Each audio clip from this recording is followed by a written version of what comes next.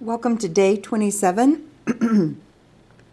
We are on the color unit, and the first thing we did today was we completed our analysis phase of our written art critique.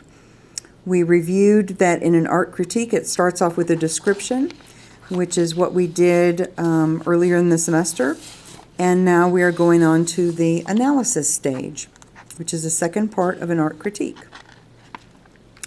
We are using this work of art, which you'll recognize from our description, from the first part of our art critique, Daniel Mentor's Untitled, done in 1994. Okay, and in your binder you'll find the packet that is stapled. It looks like this.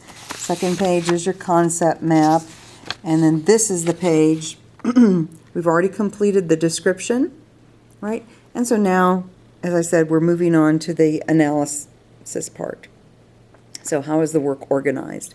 And I've got some examples for you. Okay, we read this, Art Criticisms and Aesthetics. Some ideas of how to analyze a work of art. Again, you're speaking with good art vocabulary. Since our unit is on color, really want you to focus on how Daniel Mentor used color in his Untitled piece of artwork. So in other words, you could see clearly that there were warm colors. So how did he use the warm colors? Make sure that you state that there are warm colors in the background and so forth. And then you want to talk about line and possibly contrast. How did he use those? Okay, so the artwork is very similar to an artist's individual style is very similar to an artist's handwriting. Okay, so we might all write the same sentence, but our style of writing it is going to look differently. So how is his style different from other artwork that you've seen perhaps? Okay, and feel free to use the posters in the art room when you return. That certainly will help you. I've got several different guides, and these are also in your art binder. You can also look that up online. And again, we're just writing the analysis part, so if you would like to do that at home, please go right ahead and do that and then bring it in. All right, the next step was we traced our hand 4 times very, very lightly on a piece of 12 by 12 piece of paper, so you can hardly see the tracing. And we traced our own hand 4 times. Notice the thumbs are touching and overlapping a little bit. Don't worry about the color on this one yet. That's not what we're doing. So this is a student's artwork, okay? And that was what they needed to complete today. We labeled one with secondary, one very lightly we're writing primary, one complementary, notice the correct spelling, and one you got to choose either, where is it, warm or cool colors you could write for that one. Okay, so we labeled that paper. Then, while we were working on that, we watched a video at the same time. Okay, and this is on your daily recap, so no doubt since you're watching this, you saw that this was at the top or at the bottom. It's a very important video, talks about the art of the 20th century. Many questions from your final exam will come from this, as well as identifying Pablo Picasso's work and seeing what a vast array of styles that he had in his 7 decades of art or more. So please pay close attention to this video. Watch it uninterrupted so that you get the gist of everything. It's a good fast video too.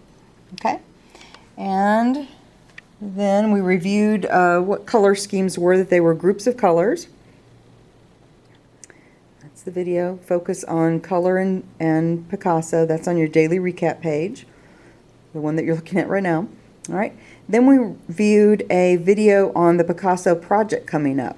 Okay, and this is on you can find this on the summarize section on your e-class page.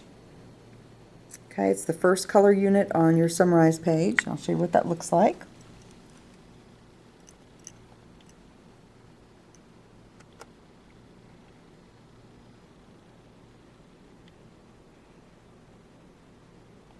Okay, we studied these portraits by Picasso.